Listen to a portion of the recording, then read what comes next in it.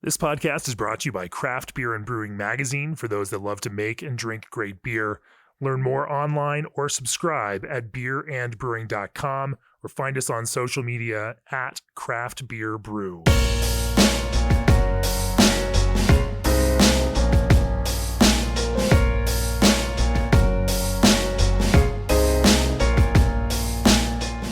It's episode 249 of the Craft Beer and Brewing podcast, and this episode's a product of interesting circumstances. Back in June, when I was out in Santa Rosa, California, I met up with Andy Hooper at Seismic Brewing to talk primarily about brewing light lager because they had pulled off quite the feat. Gold medals in the category at World Beer Cup 2022, GABF 2021, and the California State Fair.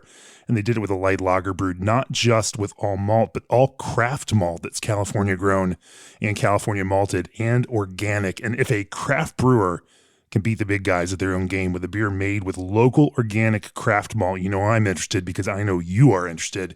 Andy has a long and respected history of brewing, and the conversation you'll hear is both thorough and inspiring. However, at the same time, the ownership of Seismic had been making some moves, and a couple weeks after we recorded the episode, Andy sent out an email to a bunch of us in the industry to inform us that he had resigned because, quote, I realize that I cannot follow the direction that the organization appears to be headed, unquote. I checked in with Andy to make sure that he was okay with us publishing this conversation prefaced by this update, and he was very supportive of the idea. While he's no longer with Seismic, he's incredibly proud of the work that he's put into the brewery and the beers. You know, he was the founding brewmaster and designed and built the brewing operation, hired the staff, trained the staff, designed the beers, et cetera, et cetera. And the conversation definitely deserves to be heard. So here it is, Andy Hooper, former brewmaster for Seismic Brewing in Santa Rosa, California, who has just joined the Barnum Mechanical team as a process and sales engineer, diving deep into the nuances of light lager. But first, what if you could chill your beer with a more efficient chiller? The answer, G&D Chiller's new micro-channel condensers. G&D's micro-channel condensers are highly efficient in hotter regions, use a fraction of the refrigerant over traditional chillers, which provides less opportunity for leaks along with lower global warming potential. G&D Chiller's engineers are committed to green technology design while developing a more efficient chiller for the brewing industry. Contact G&D Chillers today at gdchillers.com. Also, still emptying those overflowing waste bins full of low fills, crushed and damaged cans, or undercarbonated beer every canning day? It's time to fill like a pro. Email contact us at probrew.com for more information on ProFill can fillers from ProBrew. ProFill can fillers use rotary, true counter-pressure gravity filling and seaming technology to run at speeds of 100 to 300 cans per minute with less than 30 parts per billion DO pickup and less than 1% product waste at the filler. Stop wasting perfectly good beer. Email ProBrew at contactus@probrew.com today. ProBrew is a subsidiary of Technoblend, now a ProMock brand.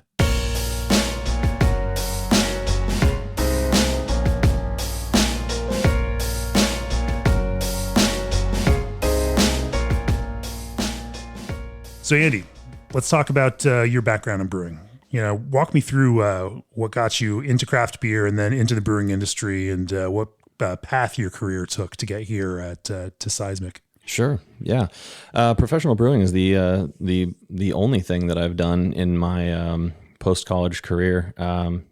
Pro brewing wasn't something that I knew was an option available to me while I was in high school, and even the first part of college.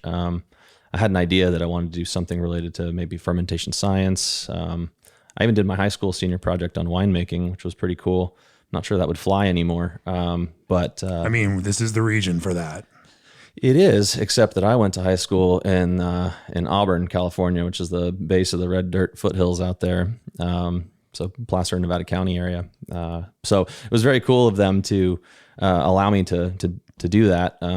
Of course, just like, anything where you're asking for permission, you have to justify it with, some good means. So I had to justify it under the means of chemistry. I'm very focused on the chemistry of winemaking. Fast forward to college at Cal Poly, I'm looking to wrap up my biochem undergrad degree, and they wanted to shove me one of two directions. They said, choose a minor.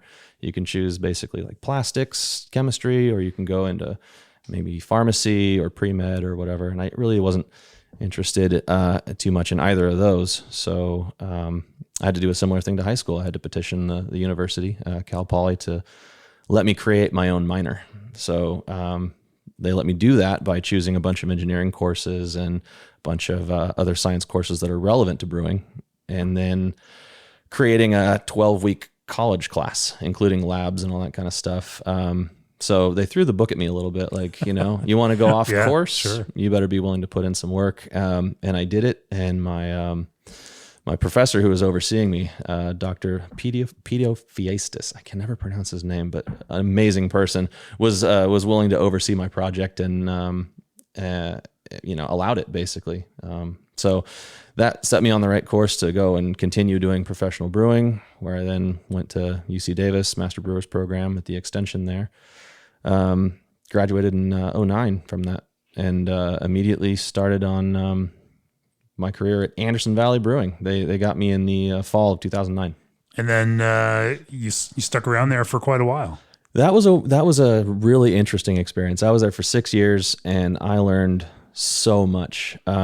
It's a unique place. I shouldn't call it strange. I stopped through there. I was out here. I guess it was last summer, as a matter of fact, and went up from Windsor up to Mendocino to do a podcast with Ken Grossman, and of course, you drive right by it on the way.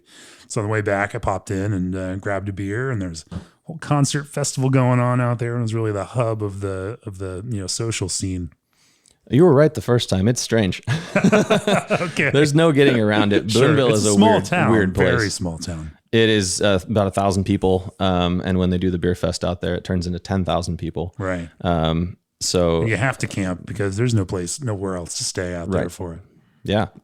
It is a bizarre place, and I learned a lot, not because they're like a beacon of brewing profession or anything like that, but because so much about that facility was wonky. Just I couldn't even begin to describe all the weird things that we had to encounter and deal with on a regular basis. But I started in 2009 and was responding to a job wanted ad for the lab, which was what I felt most qualified to do, with my science background. What they didn't tell me is that the previous lab guy was quitting on short notice, and the lab didn't just do beer quality. It was also, by the way, you do research and development, you do brewing, you manage the wastewater system, safety, like basically, all the stuff that nobody really wanted to do. So the wastewater system is out of compliance. We're getting notices from the city that, things need to be brought back in order and brought under permit immediately or else. I walked into a bit of a hailstorm, and for somebody fresh out of college, of course you're geared up to handle that kind of thing. Yeah, I remember getting a binder that had a whole bunch of previous emails and information about the wastewater system and about compliance and all these things that the GM at the time, set in my hands and said, "This is your homework." And we're going back to my truck, my camper. The first 3 months I worked there, I was living in the back of my truck in the barn. There was nowhere to rent, right? So I remember going back to my truck and sitting in the little camper thing in the bed of the truck and flipping through this stuff and just having a major panic attack. Like it just couldn't possibly be that they're going to try to put all this stuff on me. But you know what? It all turned out great because every challenge was an opportunity to learn something.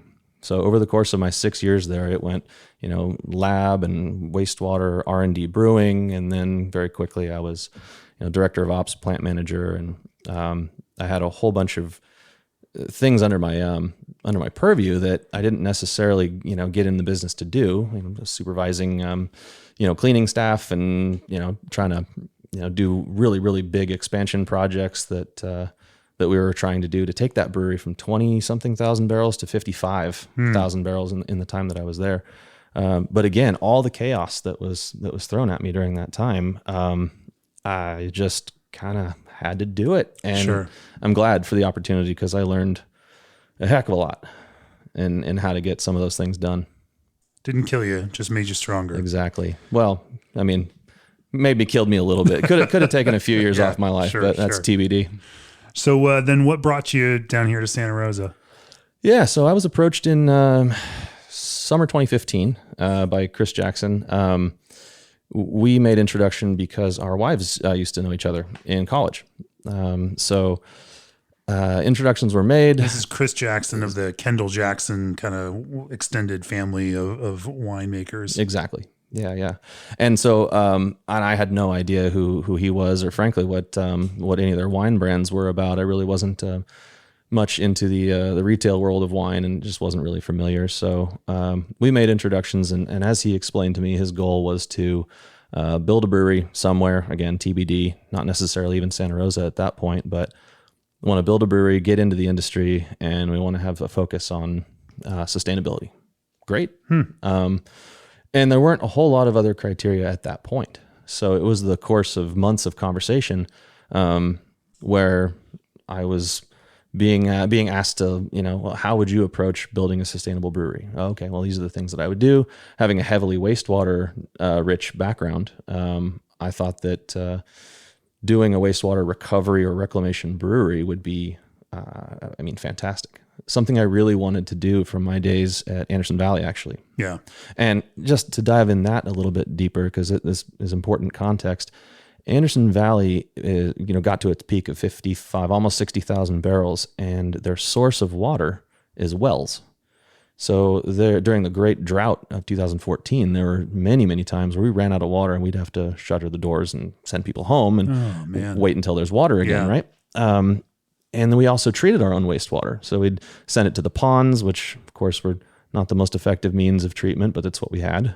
And it always struck me as you can save a bunch of water in the brewery by not using it as much. That's fine. And we were doing the best that we could in that regard. We had a water ratio at about 4-1.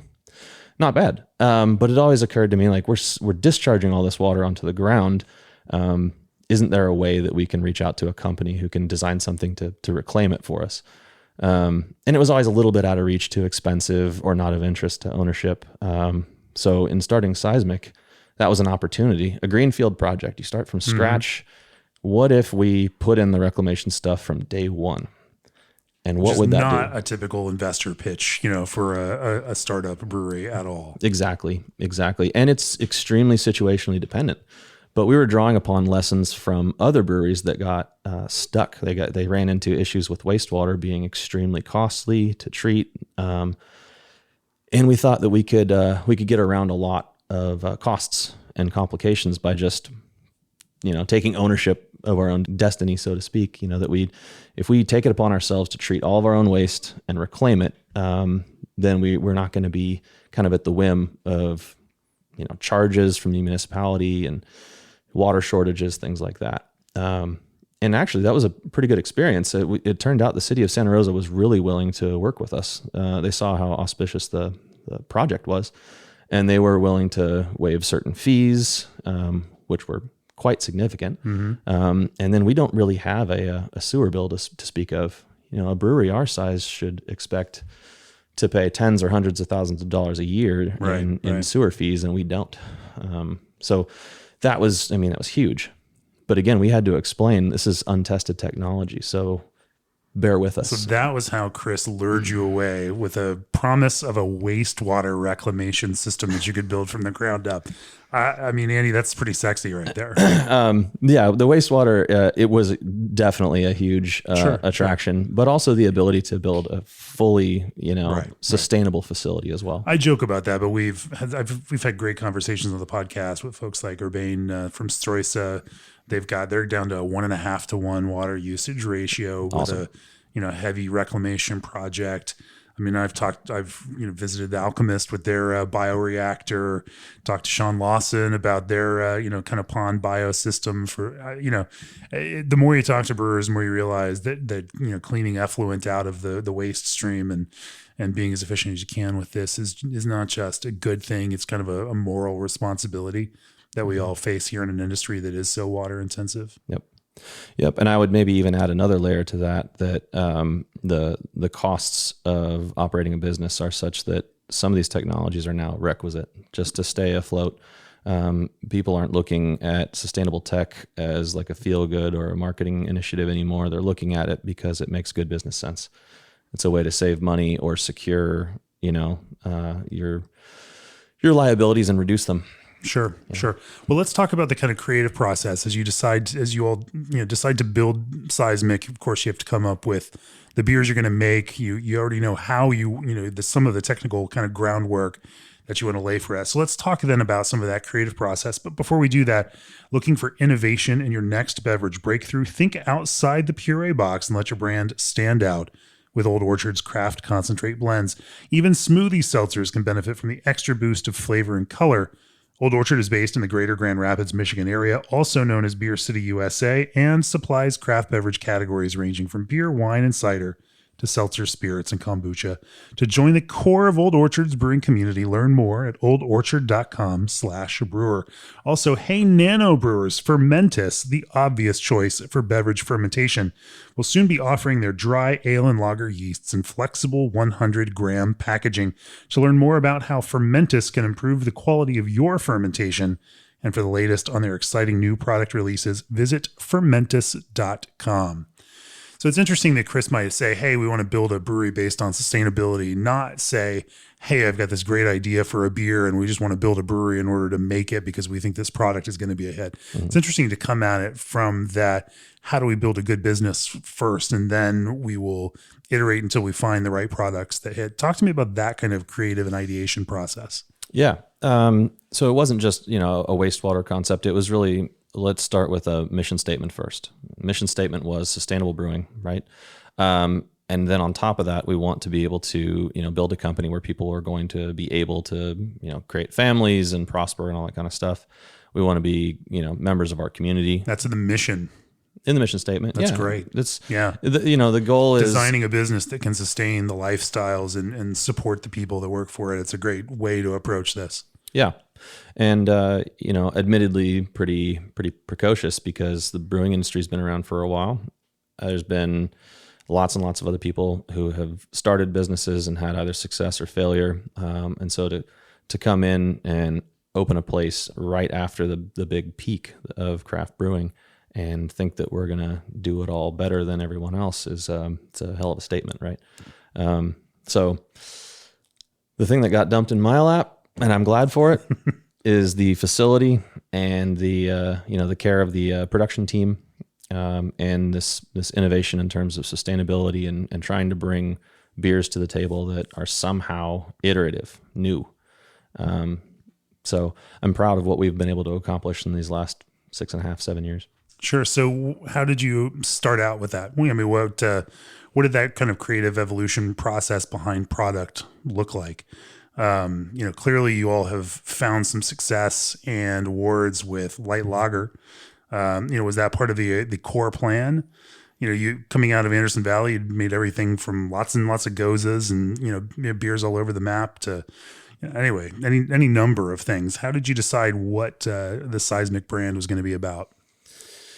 Yeah, initially it was really refreshing to be able to look at recipe development from a brewer's lens as opposed to, say, a marketing lens. Instead of looking at where is there a gap to fill in what's available at retail, it was how can we go tell a story about the beer through the ingredients and all that kind of stuff. So initially we were looking at things like the Namazu Pale Ale was the flagship initially. And that was an effort to make a sub 5% alcohol session IPA kind of thing. So trying to touch upon big hop profile and flavor, but reduce the alcohol a little bit. And we had some good success for that with that for a number of years until we launched an IPA and it cannibalized it a little bit. So our Namazu Pale Ale kind of fell off a little bit, and then there was the rise of the IPA. And it wasn't really until I started exploring around sources of California malt that things really shifted. So Admiral Maltings, I had heard Ron Silverstein speak at conferences and stuff and started a dialogue with him. And I also met James Mahan from Grizzly Malt, who's actually right here in Rohnert Park. And these guys are simultaneously driving full steam ahead at creating California-based, malted barley and wheat and other products. And it was mind blown to me. Like, these guys are doing something I would have never considered doing. Malt and cereal grains that you use in brewing are just commercialized. You pick up the phone, you order them, And I'd never thought to ask, what field is this grown in, or what farming practice is used, or how is it malted, how is it kilned, any of those things until, talking to those two guys. That was transformative. So we started with a couple of experiments on our pilot system with these different malts, and it dawned on me that it's a little bit too easy to dump an array of ingredients into a beer and kind of lose the point or the focus. So that was the shift to, I guess, what you'd call minimalist brewing. Let's use a single malt and maybe a single hop, and let's see what that expression is. Now, it's not a new idea. People have been making smash beers forever, but this was really a focus on ingredient and what the ingredient can do for the recipe. And out of that came things like our Alluvium Pilsner, which is 100% California malt, and then eventually Tremor, California, which is, of course, our light lager, which has just recently taken a few awards. And that really changed the portfolio and the thinking altogether. Let's really try to focus on sourcing ingredients and, going and having a tight relationship with the maltsters and the farmers. That's both for malt and for hops, as much as we can. Talk to me about this Pilsner and light lager. Are these now both 100% craft malt beers? Correct. Yeah, they are. And Alluvium has been since early 2018. Are you working with a stock malt from maltsters on this, or have you worked with them to kind of customize the malting process to produce a malt that will specifically work with the beer design itself? A little bit of both.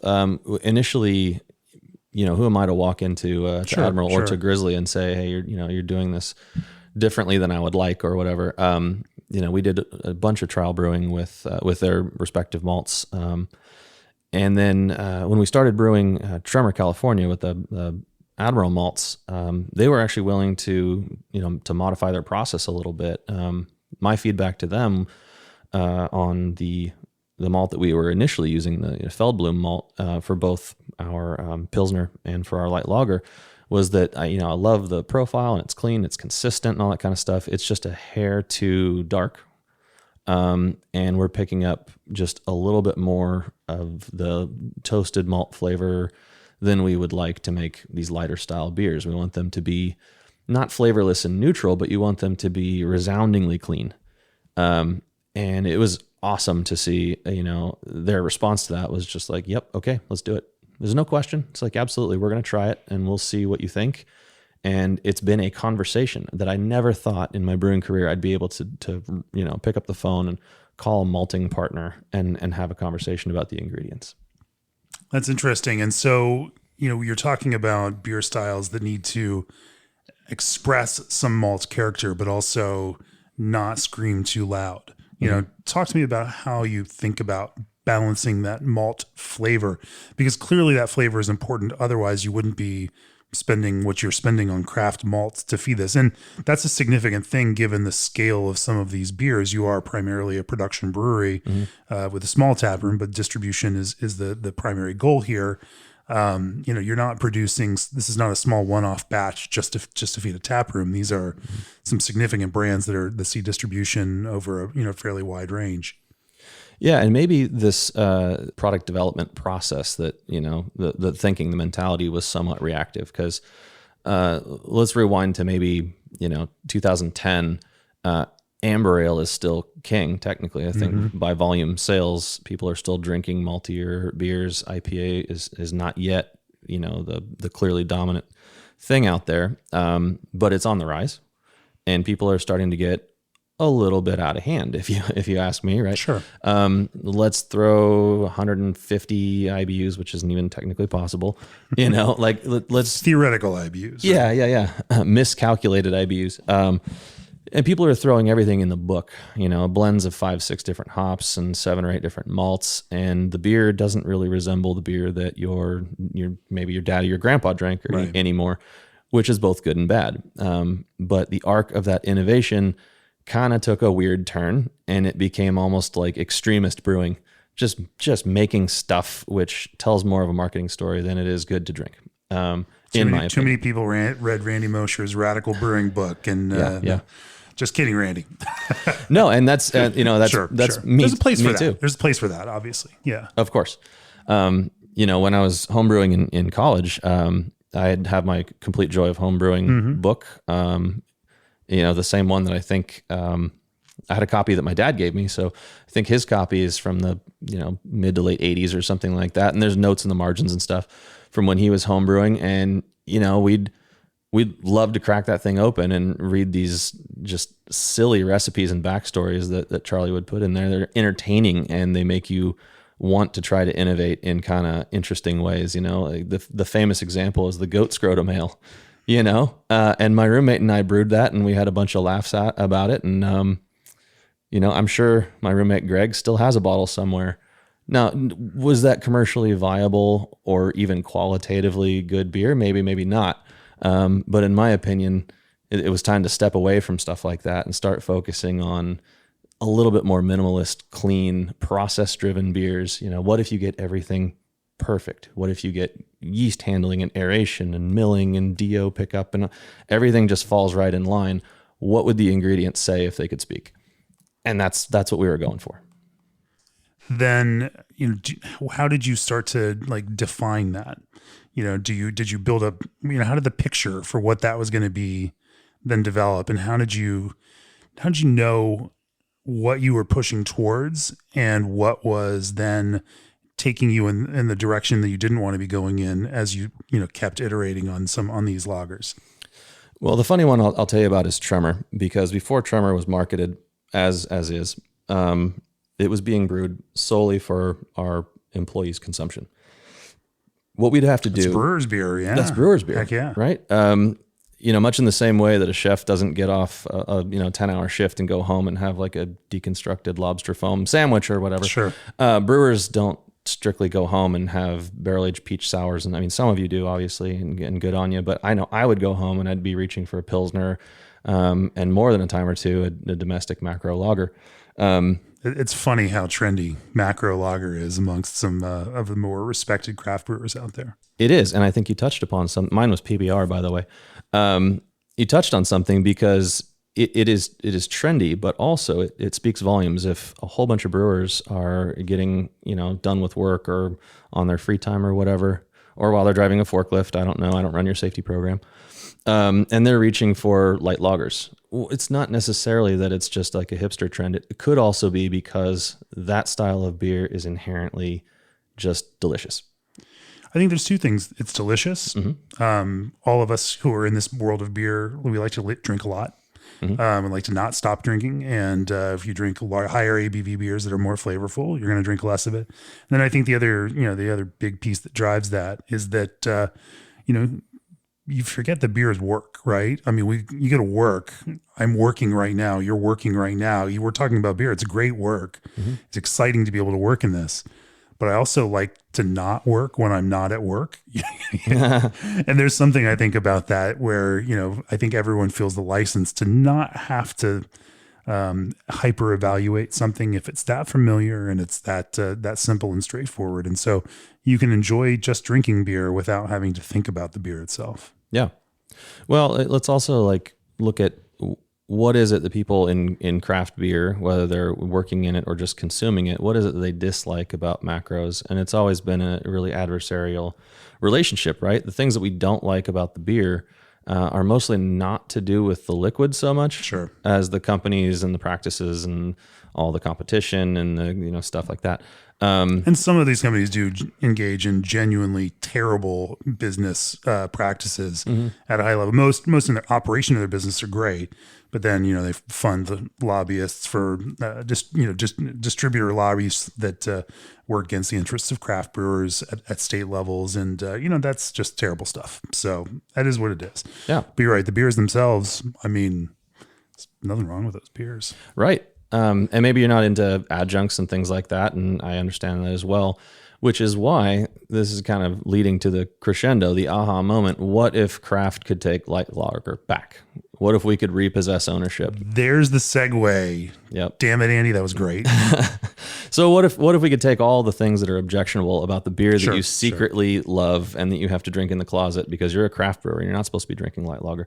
What if we could take all those things away and it could be a locally sourced, locally owned, all the other statements that you could make about it. The fact that ours happens to be, organic in California, malted and all that kind of stuff.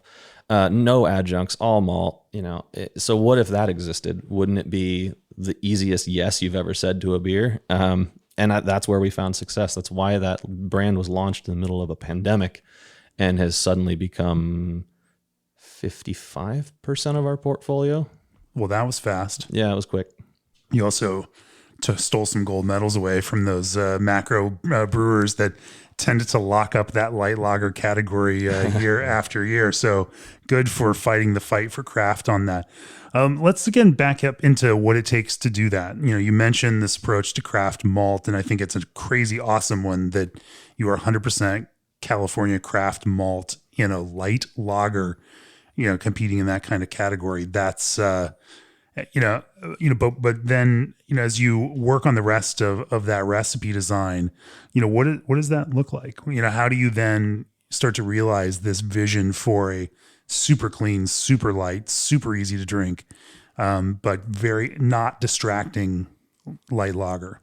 Yeah. Without adjuncts, without a 6-row, without, corn, without all the other means that, generally brewers might use to achieve that kind of lightness. Yeah. Since there's nowhere to hide a flaw, so to speak, in a style like that, you really go to focus on process, not so much recipe, because frankly, the recipe is 2 ingredients. It's malt and it's hops. Yeah. And then we secondarily start talking about the fact that, there's some pH adjustment, there's some yeast management, there's some other things that go into it, but, stepping all the way back to ingredient selection, how we mill, how we transfer grist around, how we transfer mash, everything has to be so gentle and so, direct, I guess. I don't know another way to put it, but sure. What's that milling process then look like? What are the parameters that you tightly control for in order to ensure the most gentle handling of that malt? Sure. Then what happens if it's not handled gently? What do you find? How does that express in an actual finished beer? Mm-hmm. If someone's trying to reverse engineer their own process and think about that, what are some of those flavors that you find from excessively rough malt handling that might might showcase themselves in the beer? Yeah. Well, the milling one, the thing that they teach you in brewing school, at least at UC Davis, is when you ever have a problem, blame the maltster. Obviously, since we're very friendly with our maltster, that's not an option. Yeah. So you have to take it upon yourself to make sure that the malt is being stored in the correct conditions. It's not picking up moisture, which then can damage friability. And in the milling process, it's nothing crazy. It's not like we have a some secret crush setting or anything. Right? But you do have to monitor it constantly. Yeah. So we have a 4-roll, mill with a sieve separator. It's nothing crazy fancy, but we went through, I don't even know how many thousands of shaker tests, dialing in and trying to find what worked really well to get that, that magic trade-off of lautering time versus efficiency and not over sparging. Monitor pHs on everything. So we monitor, of course, mash pH beginning and end, and then the pH during lautering, which our 60 barrel brew house has a lot of automation. So we have instrumentation, which is very handy in monitoring the real time Play-Doh runoff as we're collecting wort and the various qualities there. We also do what's a little bit more commonplace now, which is not lautering to hit a kettle full target, but lautering until wort quality drops below an acceptable threshold.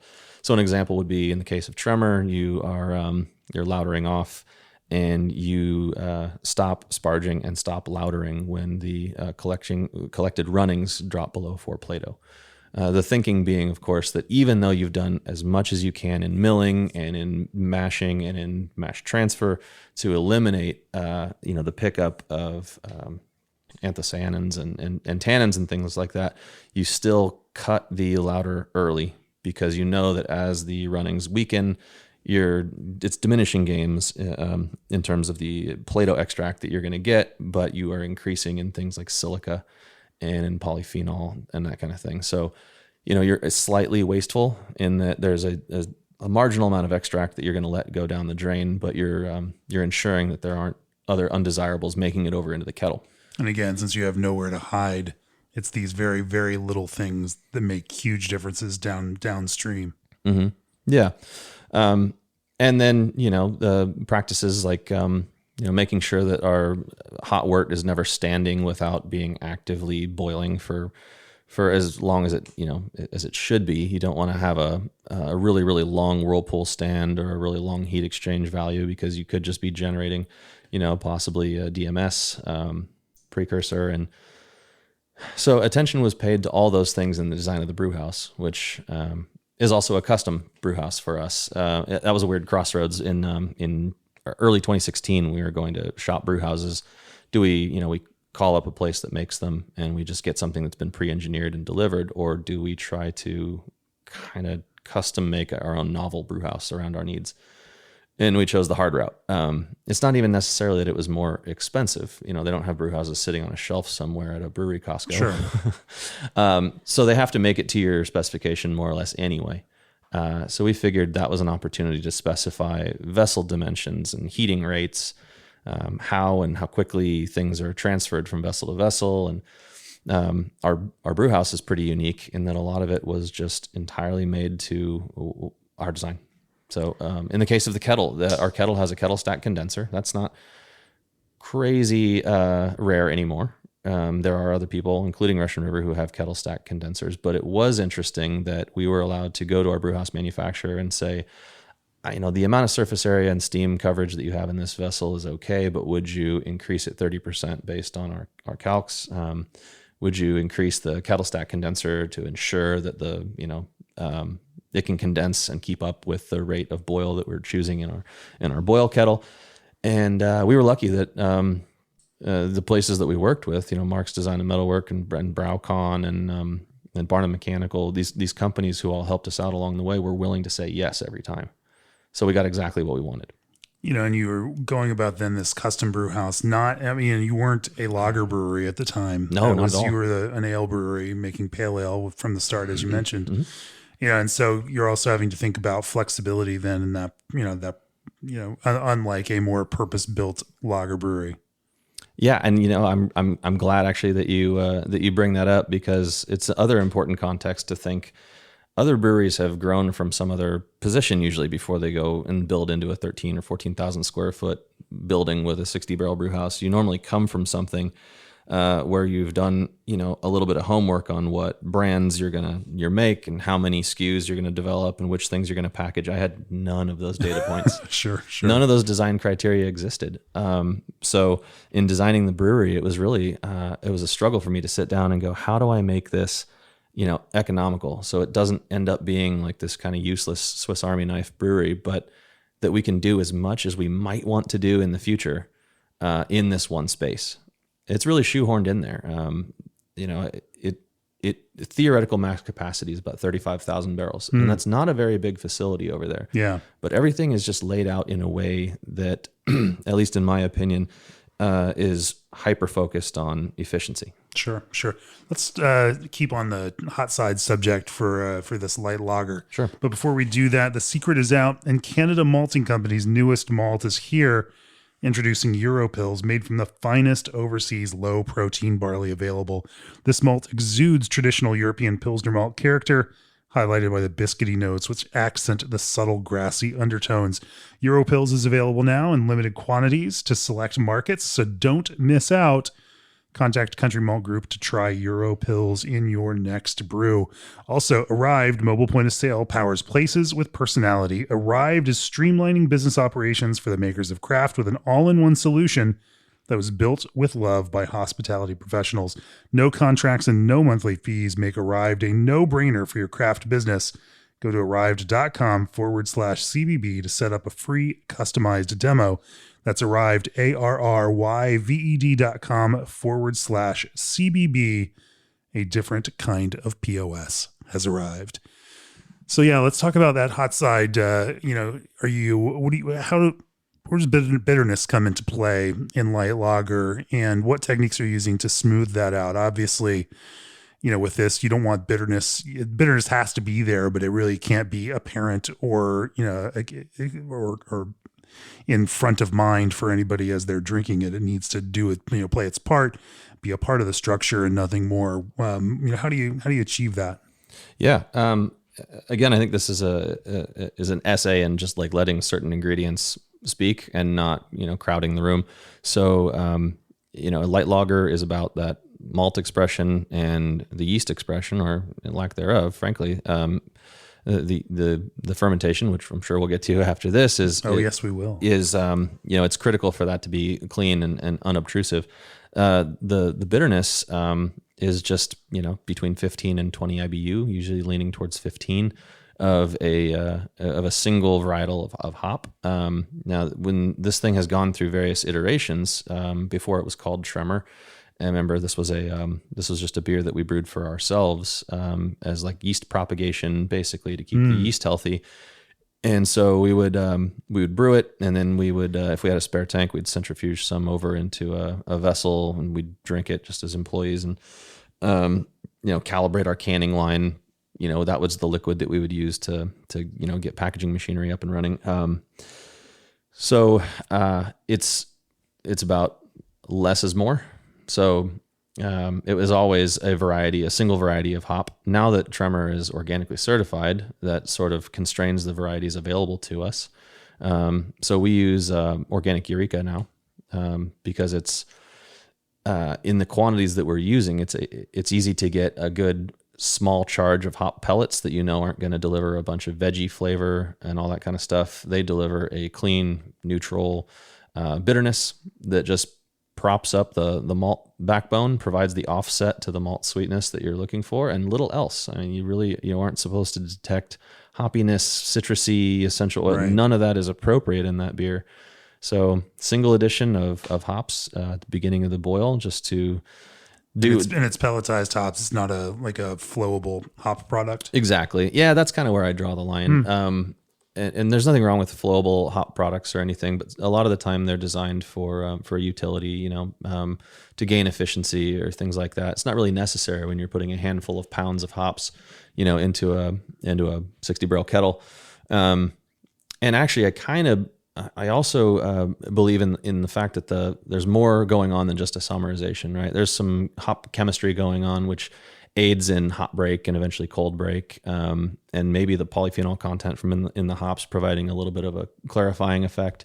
So I didn't want to get too contemporary, too modern with the things that are going into this. And the organic program also won't let us. Remember, we're not allowed to use a lot of other adjuncts, acidifiers, things like that. It has to be organic certified malt, organic certified hops, organically certified yeast, and water, and that's it. They really don't allow much else. So, fast pellet addition at the very start of the boil. Yep. And you just ride it right through. Mm-hmm. It's simple enough. It's very, very simple. Yeah. It's really more about the process and everything. If we were just to say, hey, here's the recipe for Tremor, it'd be underwhelming. It's a malt and it's a hop. Anybody can go and take those two things that are readily available and combine them, and you'll probably come up with a dozen different iterations of this same beer. It's the way that we brew the beer that makes it a unique. Whatever the thing is, the magic thing that we're doing. Right. I think it's honestly a combination of all the process steps that we do. Sure. Is there anything to your boil and the rest of that hot side process that it helps achieve that kind of gentle approach? Nothing mysterious or magical. No, it's a wort kettle. It's got a really cool oversized calandria. Yeah. We run it on 25 pounds of steam ish, between 20 and 25 pounds of steam, which ends up being, 315, 330 degrees, right? So if you were to try to take our recipe and go brew it on, say, a direct fire kettle, you'd probably get more color and flavor pickup and stuff. If you were to try to brew it in an externally fired calandria, at a much, much larger brewery, maybe it would taste a little bit different too. No, ours is just an internal steam fired calandria with a lower pressure, lower heat input, to try to minimize, not caramelization, but Maillard reaction, things like that. Sure. And then the kettle stack condenser is, you could maybe argue efficiency gains by, especially for a light lager, by saying we're going to do like a less evaporation rate. So instead of 9% per hour, we could go for 4 or 5 like the big boys do, macros. You could even maybe make an argument for efficiency's sake of doing, high gravity brewing and then dilution, either of the wort or of the finished beer on the way to packaging. And all that is totally valid and it's done by lots of folks. But that just didn't seem the route that we wanted to go. Just very traditional, straight up brewing practices that you'd find in most regional or small size breweries. Sure. What's next? As you move out of hot side and and then start getting into fermentation. Yeah. So our yeast strain is a good one. It's like a German Bock lager yeast. So a very fast, aggressive fermenter that'll handle high alcohol if you should choose. And we do make a Doppelbock with that same yeast strain. It's amazingly clean, and you get cherry notes from whatever fermentation byproduct that it generates. It's really cool. But in Tremor, it will produce very rapidly with very little other things generated, cogeners during fermentation. So, a little bit of diacetyl. I would be suspicious if it didn't. It produces a little bit of diacetyl initially, and then it recovers from that very quickly. So, it could be 7 to 10 days, and diacetyl has been reduced, which is amazingly fast. And this yeast strain also doesn't produce any overy, appley, or estery things. The hallmarks of some of our competition in macro are known for being very appley or very banana forward. Right. And this particular strain doesn't do that. It's just very neutral and very clean, remarkably clean. So it's enabled us to kind of flex our muscles in other things other than light lager. So if we want to do IPLs or so-called cold IPA. So-called cold IPA. I'm not a big fan of the terminology. We've been brewing this idea for years and years and years, and we just got renamed, which is classic. But anyway, that's for another time. Sounds way better. Cold IPA is a way better brand than IPL. Way better. I don't care either way. I just make. I love hearing. I've had multiple conversations about this in the last 2 or 3 weeks, and all across the map from. It was a one brewery, and they were like, there were some brewer folks in there trying to bait him into talking about it. In fact, it was Eric from Cohesion. We were chatting about that after I did a podcast with him in Denver, and and then of course last weekend I was out at Firestone Walker and chatting with Kevin Davey and Evan Price of Green Cheek, and it's interesting to see the kind of backlash that cold IPA has, and I understand. Yes, it's a lager, not an ale, and there's some fundamental problem with that. Anyway. Nonetheless, delicious beers, right? I think they taste great, and it's nice to see that bringing, that West Coast idea back in such a clean form that lets hops express themselves. Yep. Yeah, I think it's just funny. We always get caught up in semantics and nomenclature and stuff. We didn't call it hot IPA when people were doing Kvike, right? That was a missed opportunity. Hot IPA sounds gross, right? So no, that was not a missed opportunity. That was a thank goodness we didn't go there. No, this is why I don't work in marketing. Cold cells. Anyway, yeah. I digress. So this yeast works across all of these other styles that you might, or other lager iterations that you might play with. Yeah. And so our experience in working with it has shown that, clean fermentations on a rapid timeline, decent flocculation, but not, anything really wonderful or groundbreaking. But it separates easily, and, we give it a healthy dose of O2, which we monitor pretty closely. Initially, I was shying away from hitting this thing with 15 to 20 ppm oxygen because that might, in some people's opinion, expedite the fermentation or maybe help in reliability or something. I don't know all the voodoo that each brewer might have on over aerating, but I have a little thing against it. So my philosophy has kind of always been a part per million O2 per degree Plato. Just thinking, logically, if the yeast is there at some given prescribed pitching rate, in our case, usually it's 1.5 million per mil per degree Plato, you would also then put in an appropriate amount of O2 to match the fermentation and the pitching rate. It's there for the sake of yeast sterile synthesis and all that stuff anyway. So why would you not proportion in this, an equivalent amount of O2 to the amount of yeast that you're putting in. There's my soapbox.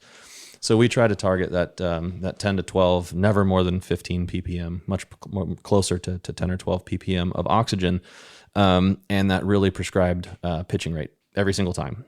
And what that results in is, like I said, that neutral fermentation profile that's clean, it's rapid with not a whole lot of cogen or weird other ester synthesis that you might throw it off on a weird course. And then extended lagering time, I know that there's an instinct, especially among what I might respectfully call the old guard, I guess, Sure. is to let lagers sit around for months and months because more better. That has not been the case. If anything, the longer we've had contact of yeast sitting in suspension and on the bottom of these tanks, it really hasn't benefited the beer much.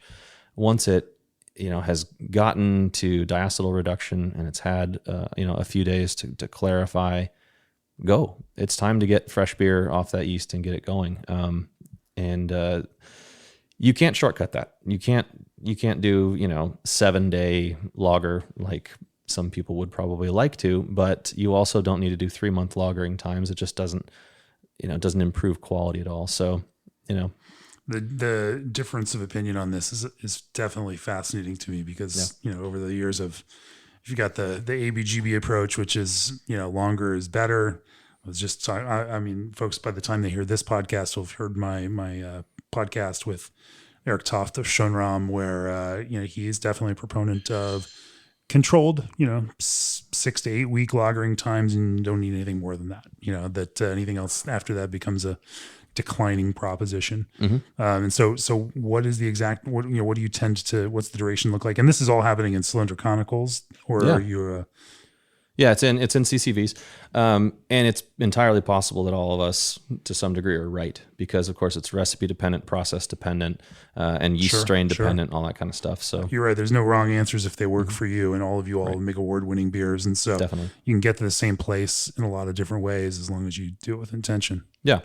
And your design intent, if you are trying to create a beer that has more of a yeast forward quality to it, then you may choose to underpitch, overpitch, over aerate, whatever you're trying to do, or pick a strain that has some of those unique qualities. In our case, again, trying to make a light lager, we're really showcasing the malt. So hops should be clean and neutral and take a backstage. Same thing with the yeast profile. It should be clean and neutral and take a bit of a backstage. What are, as you go through that fermentation process, I imagine there's a range, and each fermentation is going to fall within to some degree. As things push towards the edge of a range, how do you course correct or problem solve for those fermentations? We've really been lucky because with other beers, I have had situations where, we taste it and we go, wow, that's really at the edge of being, not to brand. Mm-hmm. And even other times we've said that's not to brand. We've dumped beer, and we're absolutely not shy about it. I feel like kind of liberated in that regard because I've been in a position in my career before where you're maybe pressured to say yes to, quality stamp a beer that really shouldn't have been. That's not been the case here, 60 barrel batches of pale ale or Kolsch or whatever that we just didn't really feel comfortable with.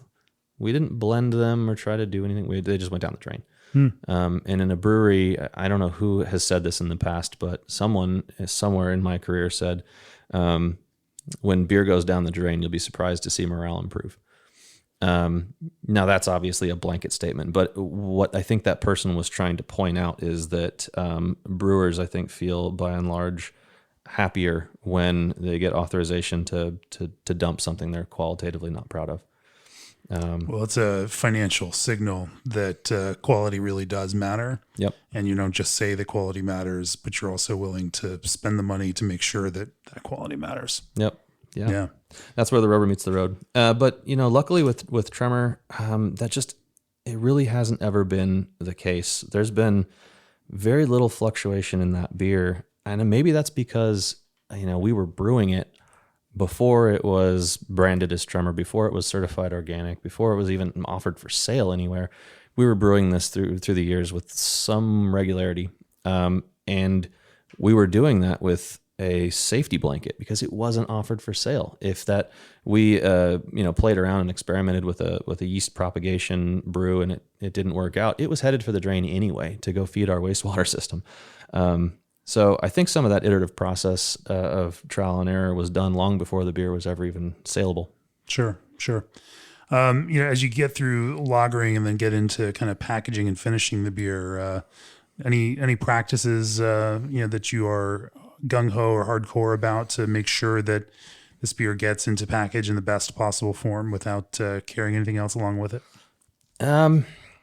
Nothing outlandish. We do really strive to get the lowest possible DO that we can.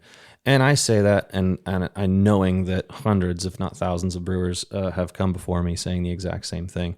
And everybody's idea of what that is or what that quality threshold should be varies a bit. So the keg line, you really don't have to ever worry about a keg line. Ironically, in some of the rare cases where we would see measurable DO in a bright tank and then we'd send it to the keg line, the packaging would then have 0 or less than in the bright.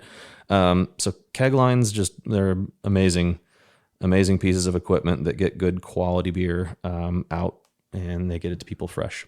My little motto for a very long time has been craft on draft, just because some people's packaging lines don't, especially bottling and canning, don't hit the quality threshold that I would be comfortable with. And it is a little bit of a crapshoot when you walk into an account that has bottles, cans, or to-go beer or whatever. You don't know, first of all, how long it's languished in distribution or in somebody's, cold box or whatever. So first and foremost, we see a wide variety on that. Obviously, with Craft Beer and Brewing Magazine, brewers send us beer for reviews in each issue, and our IPA issue, which we're sending to press next week, is a particular one. It's a particular test of packaging quality because those beers will degrade quickly, especially with the presence of alcohol or presence of oxygen, and certainly because we do it in May. The additional element of potential heat exposure can amplify that whole piece. And so it is, and I think, most brewers realize this when you're entering competitions, it's as much a packaging competition as it is a brewing competition. Oh, 100%. One of my more, cynical former employees used to always say packaging is where craft beer goes to die.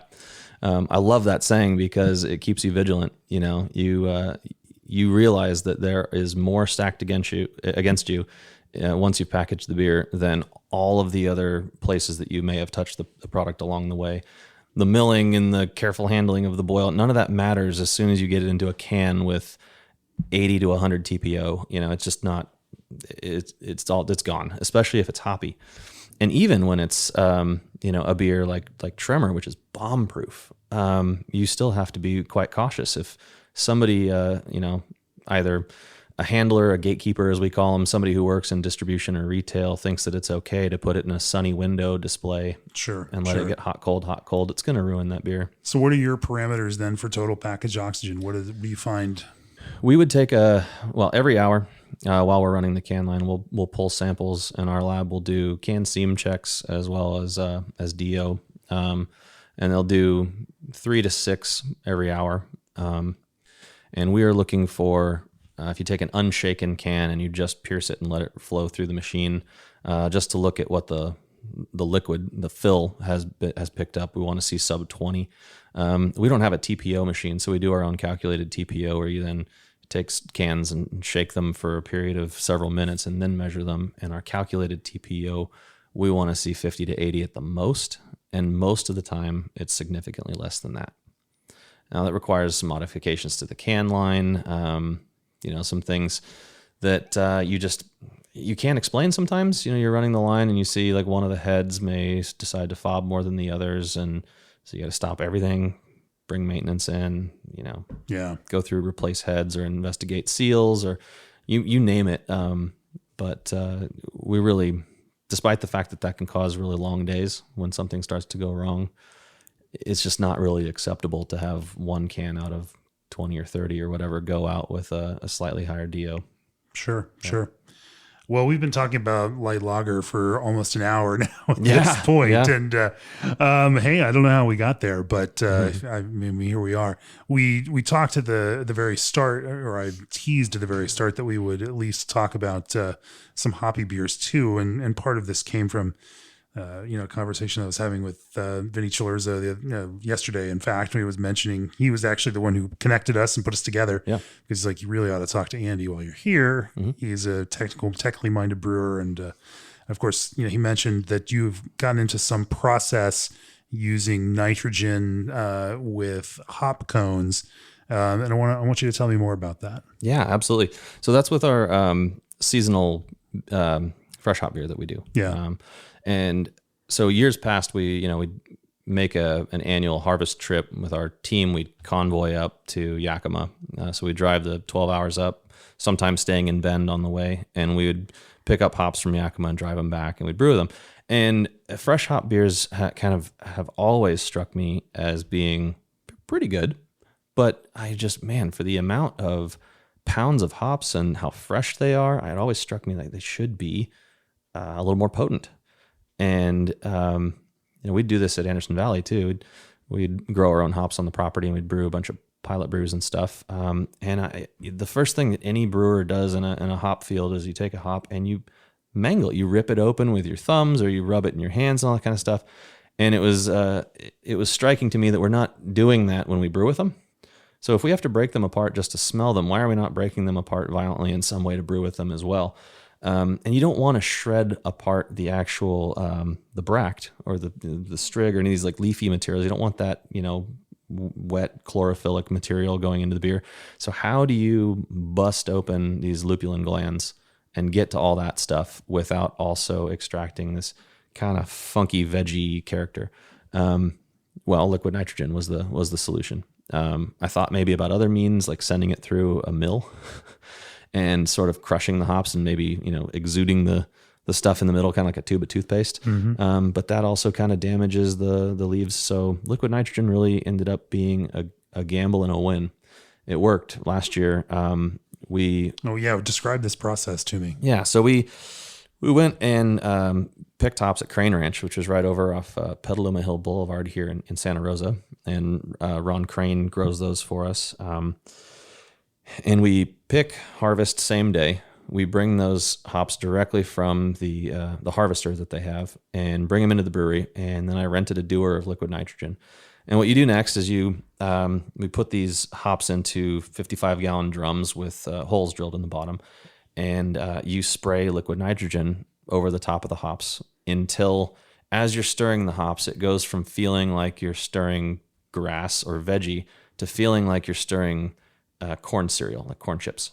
It's crunchy, and you can feel and see the volume of hops in this drum slowly shrink because it's breaking apart, and then the thing that you're smashing the hops with keeps coming out of the bin completely dusted, just covered in yellow, and it's working. So it's all those lupulin glands, freezing and then breaking apart from, being trapped underneath these little leafy particles.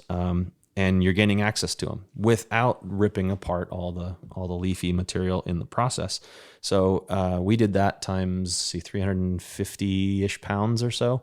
So a few barrels where you're just smashing all the hops. And that ended up being a win twofold, right? Not only do you have more access to the lupulin, so you're getting more extraction of all the essential oils and everything, but now you have small particle sizes, and so it's okay to put that material into your kettle. It shouldn't plug drains or pumps or anything like that anymore. Mm-hmm. So that's what we did. We put some into the boil to get our bitterness from that, and we put the remainder into our lauter tun to use the lauter tun as a big hop-back strainer, basically. And the reason why that we decided to put some into the kettle is because this whole project, thing I call Sonoma Estate, is that we wanted to do what I think is the first ever beer since maybe the early 1800s. That's debatable. But the first ever beer in modern history where we have taken ingredients which were grown here, malted here, harvested. I mean, everything from the barley to the malting, the hop growing, the hop processing, everything from within 12 miles of the brewery, which means I can't bitter with hop pellets, right? I have to bitter with some of these fresh hop.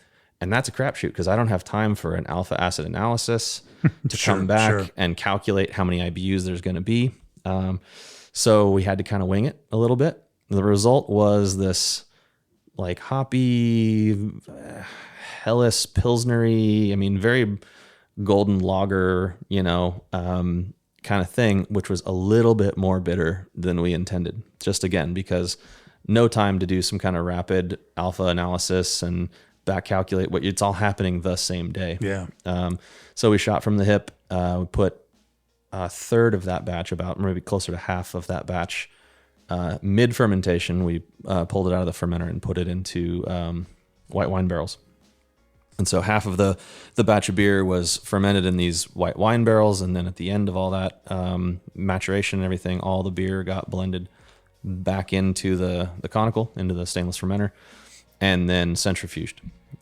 So we ended up with, bright and crisp, golden kind of colored lager that had a really interesting, like almost peach, mango kind of tropical hop thing going on. Whereas, prior batches were just kind of like indescribably hoppy and a little veggie and, kind of fresh or whatever. This really was nothing like any other fresh hop beer that I've been a part of in the past. And it was just incredibly exciting. We held aside one special wine barrel, which I did not blend into the rest. And I took that barrel to the tap room and we put a tap in it and we served it out of the barrel. Now, our tap room, historically, because of COVID and fires and all that kind of stuff, hasn't been a particularly busy place. But that night, we promoted that beer and the fact that you'd be able to drink 1 liter steins of this ultra fresh, possibly historic beer. And we had a line wrapping out the door, and we killed that 60-gallon barrel in I think it was an hour and a half or something like that. And for a lager. Yes. A line for lager. Yep. God bless America. It's a beautiful thing. Yeah, it was cool. But I can see the excitement, especially coming from an ingredient approach like you do, to be able to build a beer like that is 100% Sonoma County. It's a certain piece of pride, and to make sure that it tastes great and is an interesting creative project just adds another element to that. Yep. That sounds like a great place to wrap this up. G&D's microchannel condensers are highly efficient in hotter regions. Fill like a pro with ProFill can fillers from ProBrew.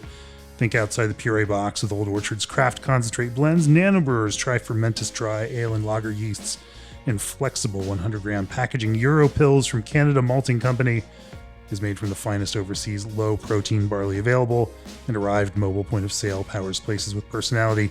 Subscribe to our magazine. Let me just say it out there. Go to beerandbrewing.com. Click on that subscribe button. Support what we do so we can keep bringing you great content like this. Andy, it's been fantastic talking with you about this. My God, thank you for making a craft American light lager, 100% malt, organic, made with craft malt, and knocking off the big guys consistently now at both World Beer Cup and GABF with that beer. That's quite an accomplishment, and the whole craft world is cheering for you on that. Appreciate talking about brewing with you. Cheers. Absolutely. It's been a pleasure.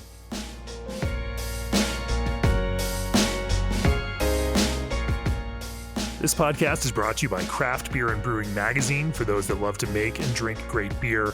Learn more online or subscribe at beerandbrewing.com, or find us on social media at Craft Beer Brew.